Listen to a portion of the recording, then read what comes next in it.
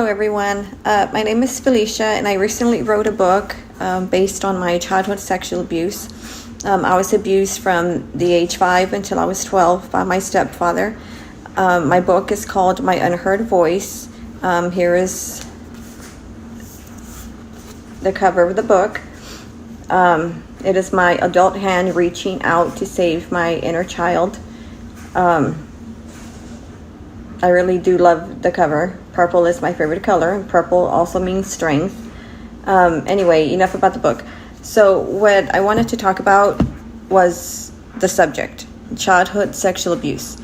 Millions of children are getting abused every single day, and not much is really being done to, protect them, to defend them, and to stop the abuse from happening. So it continues to happen. The children are scared, so they don't share their story with anyone. They don't tell anyone because they're told not to. In my case, it started when I was 5. He told me that if I told anyone, I would not be allowed to see my mother, who, of course, I am attached to my mother. She is my best friend. She's always been my best friend. And the thought of not being able to see her was enough to shut me up. So I kept quiet. I never told anybody. I never told her. I did what he told me, and I didn't ask any questions. I didn't know any better, so I thought that it was normal.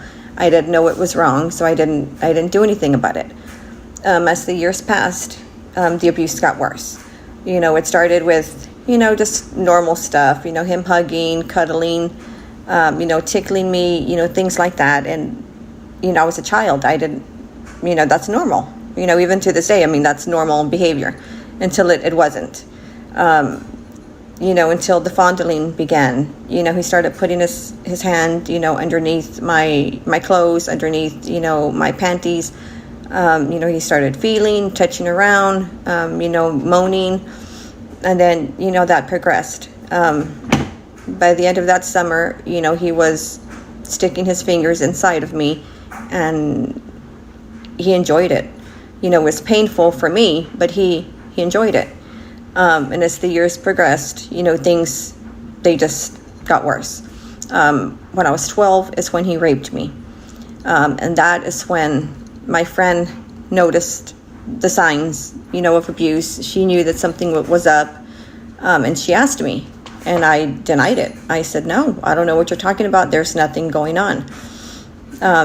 By this point, I knew it was wrong. Our school counselor had showed us a video in class, about sexual abuse, and by this point I knew it was wrong, but it was already happening for 7 years. So how can I now come and say that I've been abused for all these years, but I never said a word? I didn't think anybody would believe me, so I never mentioned it.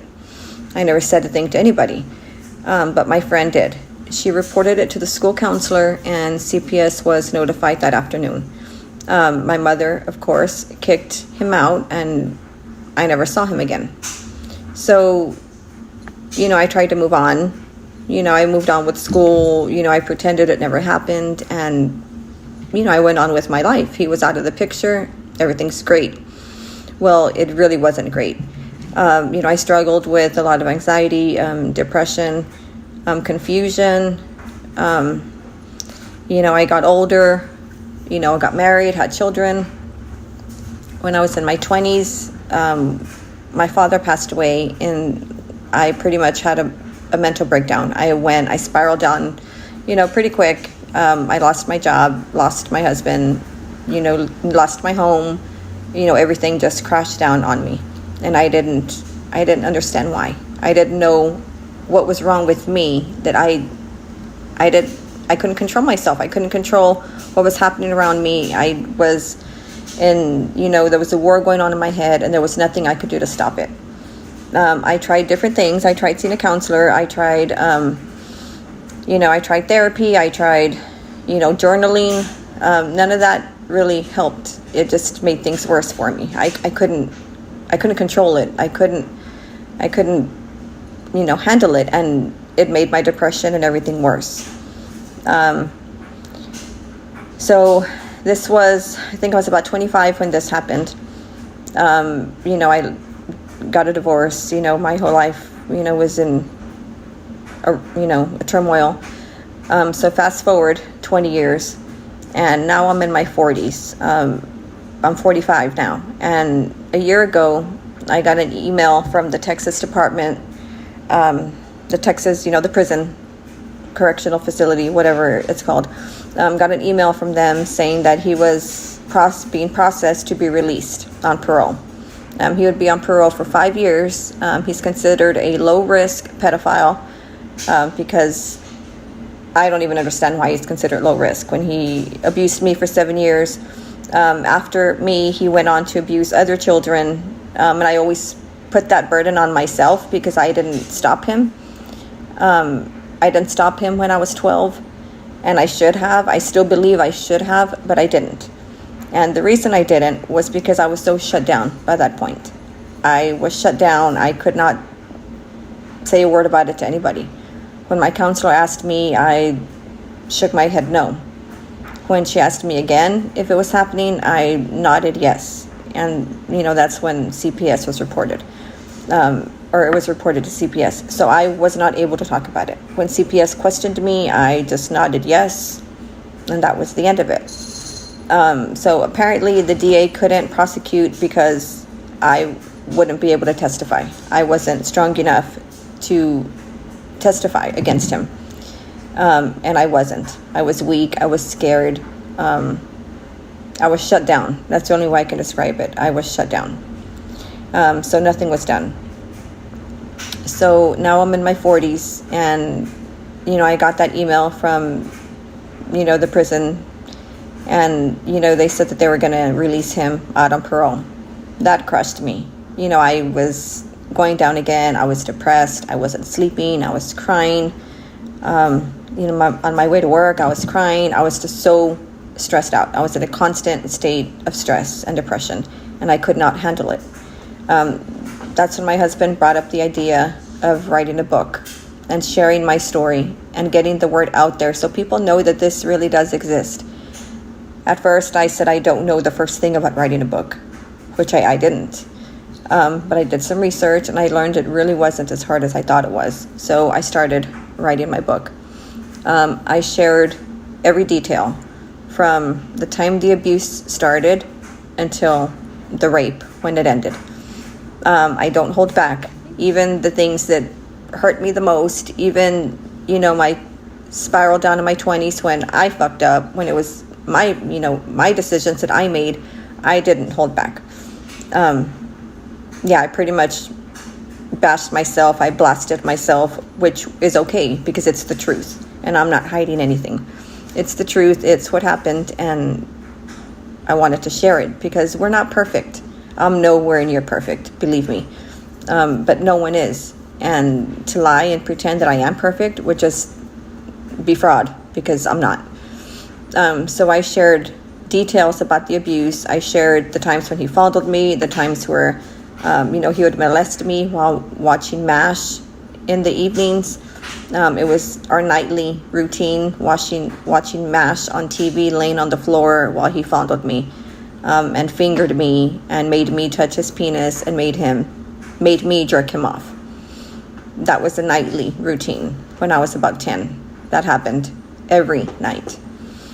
When I was 12 is when I started to become rebellious and started, to fight back and say, no, I don't want to do this. That's when he raped me. He asked me to go into his bedroom one time, and I rolled my eyes and said, no, I'm not doing that. So he grabbed my arm and he raped me.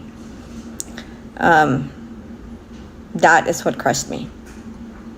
That is, what terrified me, because I knew what kind of person he was, and I knew the hold, the control that he had over me, and the fear that he would, keep me away from seeing my mother. So I didn't say anything. I cried, I let it torture me, and I didn't do anything. So now I'm 45 now, so it's been decades, and I am finally strong enough. I'm finally able to share my story without any guilt, without any shame, without fear. And I am so proud of myself for that, because for years I was scared of him. For years I was shameful I was ashamed because my first orgasm was at the hands of my stepfather. How fucked up is that? I was ashamed. I was ashamed that my body gave in. My body showed him that I liked it when my mind hated it. And that was so confusing to me because I didn't understand how that could even happen. How can your body do that when your mind doesn't want to? I don't understand. But I did. And that's when the dissociation started. I started shedding. Of course, it's not a conscious thing you do. Your brain just does it to protect you from severe trauma. Your brain, separates your mind from your body. So you don't feel a thing. You're numb.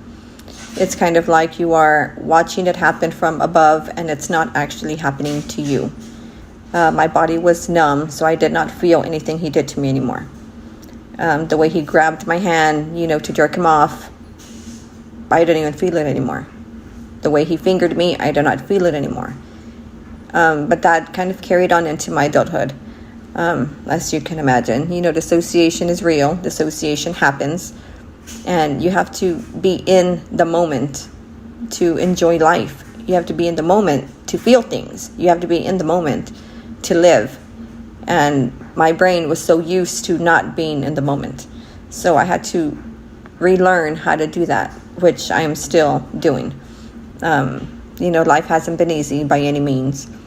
But, it's one day at a time. So I did write my book. I published it in September. He is now out on parole. He is living in Fort Worth, and he is pretty much a free man for 5 years. Well, he's on parole for 5 years, and then he'll be off of parole. Anyway, this isn't really about him either. My whole goal is to help others understand that this stuff happens. You don't have to be ashamed. You don't have to be scared. You don't have to deny it. Just try to tell the truth. Try to tell people what's happening, because it's not going to stop unless you do. And I know it's hard to tell a parent. I know it's hard to tell a friend because it's shameful and you feel like it's your fault. I get it. I totally get it. And that's why I'm here to talk to anybody who wants to talk. I did open a Facebook group. It's called The Unheard Voices. So far, the members are growing, and it's a supportive group. So if anybody wants to join, please do. If you want to read my book, again, it is called My Unheard Voice. Here's a picture of it. Here's the way it looks. It's on Amazon in ebook, paperback, and hardcover.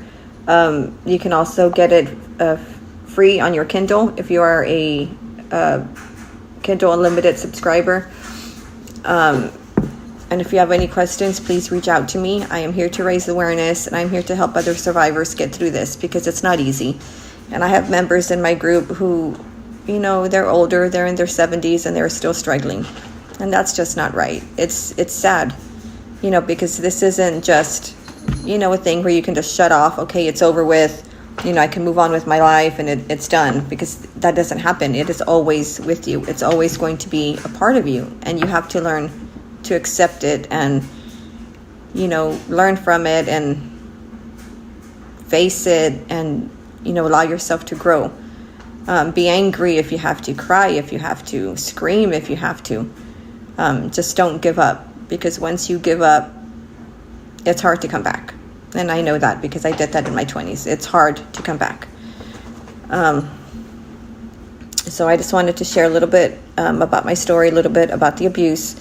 Again, I'm here for anybody who wants to talk. Just reach out. Thank you.